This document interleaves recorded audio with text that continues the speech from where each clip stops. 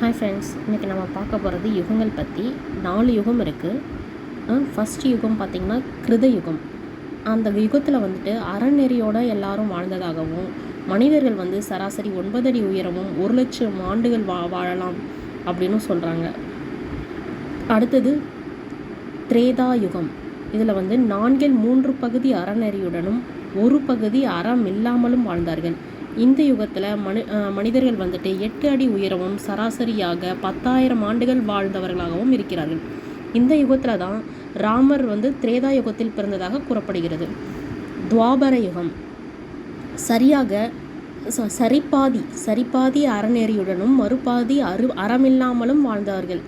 அதாவது 50% வந்து எல்லாரும் அறநெறியோடனும் 50% அறம் இல்லாமலும் வாழ்ந்தாங்க இந்த துவாபர யுகத்தில்.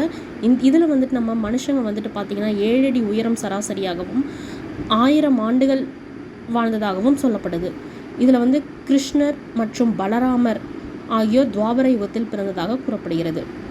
இப்போ நம்ம இருக்கிறது வந்து கலியுகம். இது வந்து 4வது யுகம். இந்த யுகத்தில் வந்து பார்த்திங்கன்னா 1 பகுதி அறநெறியுடனும் 3 பகுதி அறம் இல்லாமலும் வாழ்கிறார்கள்.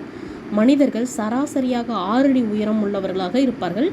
சராசரியாக 120 ஆண்டுகள் வாழலாம்னு இந்த யுகத்தில் சொல்லப்படுது. Thank you friends, by.